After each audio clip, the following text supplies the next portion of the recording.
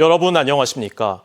올해부터 초등학교에 방과후 수업과 돌봄을 통합한 늘봄학교가 1학년 학생을 대상으로 본격 시행됐는데요. 이번 여름방학 기간에도 운영돼 일단 학부모들의 반응이 좋습니다. 그런데 방학 때는 학교마다 운영 방법이 천차만별이라 형평성에 어긋난다는 지적이 나옵니다. 김도균 기자가 취재했습니다. 초등학교 1학년 자녀를 둔 전승훈 씨. 맞벌이 부부인데 늘봄학교가 여름방학 때도 운영된다는 소식에 돌봄 부담을 덜었습니다. 하지만 방학 땐 점심을 주지 않는다는 걸 알고 다시 걱정이 시작됐습니다. 방학 동안 이 학교의 늘봄 운영 시간은 오전 8시 30분부터 오후 1시 30분까지. 맞벌이 부부가 점심밥을 챙겨주려면 도시락밖에는 방법이 없습니다. 여름이라 이게 음식이 좀 상할 수도 있고 또 어떤 아이 싸우고 어떤 아이는 못 싸우고 또 아이들이 싸우는 음식으로 비유될 수 있기 때문에 맞벌이 가정으로서 참 여러 가지 걱정이 됩니다. 그런데 방학 때 점심 식사를 주는 학교도 있습니다. 대부분 전교생 60명 이하 작은 학교입니다. 도서관 캠프 등 별도 프로그램과 방과후 수업을 중복 운영하면서 점심 예산까지 충당하고 있는 겁니다. 하지만 방학 중 늘봄학교는 기본적으로 점심 식사를 제공할 의무가 없습니다. 학기 중에는 돌봄교실 운영비로 식비를 사용할 수 있지만 방과후 수업은 중식 예산도 따로 없습니다. 방학 때는 늘봄학교 운영 시간도 학교마다 제각각입니다. 오전에만 학생들을 돌보는 학교가 있는 반면 오후 5시까지 운영하는 학교도 있습니다. 강원도교육청은 방학 중 늘봄 운영 시간 연장과 점심 식사 제공을 강제할 수 없다고 밝혔습니다. 원칙적으로 방과후와 돌봄 모든 운영은 학교 안에서 학교 운영위원회의 결정에 따라서 판단하실 수 있기 때문에 이런 가운데 교육부는 늘봄학교 대상을 2026년까지 모든 초등학생으로 확대할 예정입니다. 학부모들은 아이 키우기 좋은 환경을 위한 정책인 만큼 방학 때도 돌봄 공백이 생기지 않도록 정책 개선을 요구하고 있습니다. MBC 뉴스 김도균입니다. 영월의 하늘과 땅, 역사와 문화를 기록하고 이를 작품으로 만든 전시가 열리고 있습니다. 이번 전시는 작가들이 지역에 머물며 영월을 공부하고 거기서 얻은 영감을 작품에 투영했습니다. 이병선 기자가 다녀왔습니다. 돌로 깎은 나한상을 그대로 빼다 박은 듯 인자한 얼굴을 캔버스에 새겨놓았습니다.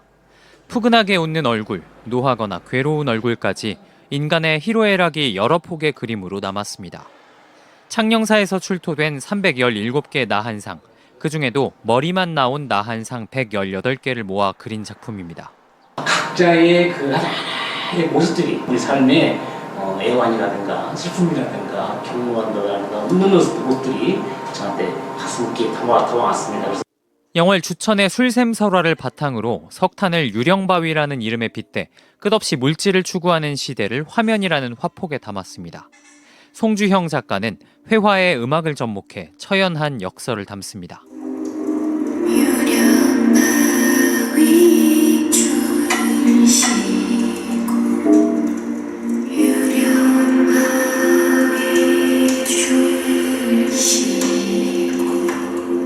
영월의 13개의 설화를 각각의 오브제로 표현하고 그 위에 불경을 외는 것처럼 설화를 들려주는 김기라 작가의 작품도 눈에 띕니다.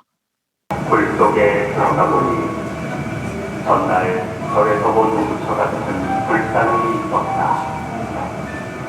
그것은 바로 불상성산을 한 종류선이었다.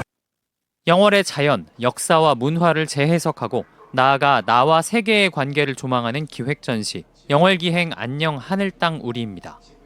영월역 앞에서 오랜 시간 여관이었다가 한때 장의사가 됐다가 지금은 문화도시의 중심 역할을 하는 진달래장에서 국내외 15팀의 작가가 36점의 설치미술과 회화 등을 펼쳤습니다.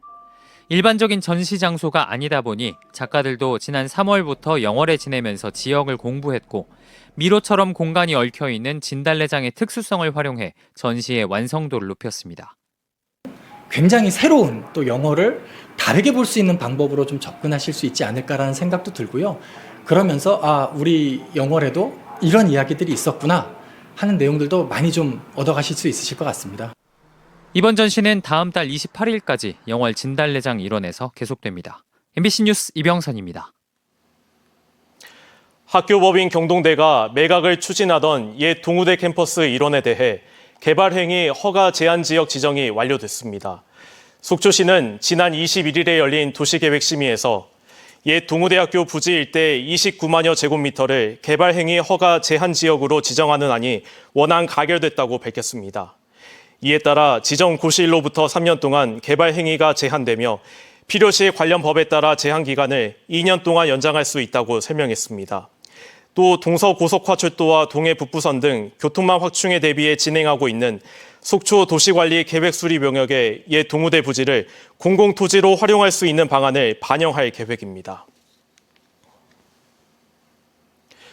태백시에 2026년까지 모두 164억 원이 투입되는 스마트 마이닝 시증단지가 조성됩니다. 이철규 국회의원실은 국토교통부의 2024년 스마트 도시 조성사업 공모에서 스마트 마이닝 사업이 선정돼 앞으로 태백시가 황지동의 한국광해광업공단 강원지사 석탄회관에 이노베이션 센터와 교육센터를 구축하고 장성광업소의 제2수갱에서 시증사업을 진행한다고 밝혔습니다. 스마트 마이닝 시증 사업은 정보통신 기술을 활용해 원격으로 광산의 조업 상황과 위험 요소를 실시간으로 모니터링하고 제어하는 것으로 풍부한 광업 인프라가 갖춰진 장성광업소의 제2수갱 등에서 진행합니다. 태백시는 한국광해광업공단과 국토정보공사, 그리고 지질자원연구원 등 공공기관을 비롯해 전문성을 지닌 민간 기업들과 함께 사업을 차질 없이 추진해 나갈 예정입니다. 평창 개촌마을을 클래식 예술마을로 조성하는 사업이 국토부 공모에 선정되면서 앞으로 3년 동안 모두 50억 원의 국비를 지원받게 됩니다. 평창군은 한국예술종합학교와 함께 국비 포함 110억 원의 사업비를 투입해 클래식 축제 콘텐츠를 확대하고 클래식 아카데미가 열리는 복합문화공간을 조성한다는 계획입니다.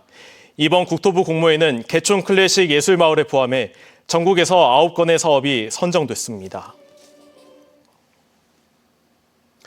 강원FC가 어젯밤 열린 강릉홈 개막전에서 김천 상무에 2대3으로 패했습니다. 하나은행 K리그1 18라운드 경기에서 강원은 전반전에 선취골 등 2골을 넣었지만 이후 김천 상무의 동점골과 역전골을 허용하며 졌습니다. 한편 올해 첫 리그 경기가 열린 강릉 종합운동장에는 역대 가장 많은 11,500여 명이 모여 강원FC를 응원했습니다. 이번 경기 패배로 강원은 현재 9승 4무 5패를 기록하며 김천, 울산 등과 함께 선두권 경쟁을 벌이고 있습니다. 올해 영월 동강 뗏목축제가 8월 2일부터 사흘 동안 동강둔치에서 펼쳐집니다. 지난해 기상 악화로 인해 열리지 못해 2년 만에 열리는 뗏목축제는 대표 행사인 뗏목고사와 시연을 시작으로 대형 풀장에서 젊은 층을 대상으로 한 DJ 파티, 그리고 초대 가수의 축하 공연이 펼쳐지고 어린이를 위한 놀이시설도 풍성하게 마련됩니다. 또 푸드트럭 20대와 각종 음료 등 먹거리도 다양하게 준비됩니다. 강원도에서 자살 위험이 높은 학생 대부분이 전문기관의 치료를 받는 것으로 나타났습니다.